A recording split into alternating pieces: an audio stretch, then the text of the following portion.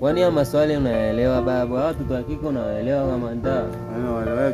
Yaani unapambana kweli ile unajiachia, unajituma ile atendeza, lakini anakuona ile kama sio chochote yani. Unapiga kazi ngumu, unabeba mazege. Ukimletea ile anaona ni hela ndogo hizi kama.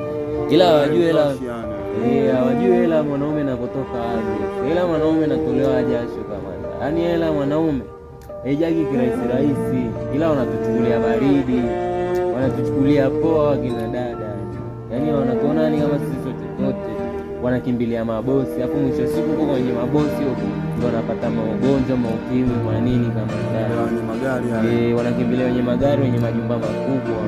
Hawajui kwa wale hawakupi upendo, wanakupa ukimwi. Hawaelewagi hawa mamanzi kama dada.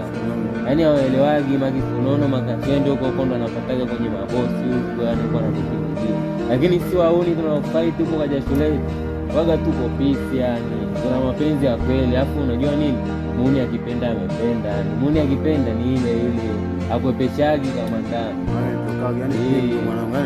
Hawaelewagi, watu wazuri hawaelewi. Na mwanaume anayepambana kwa jasho ili amfurahishe mpenzi wake, basi wana mapenzi ya kweli. Lakini wewe dada, kama unamwona hafai, basi kimbia uende kwa matajiri, utapata unachokitaka, au sio?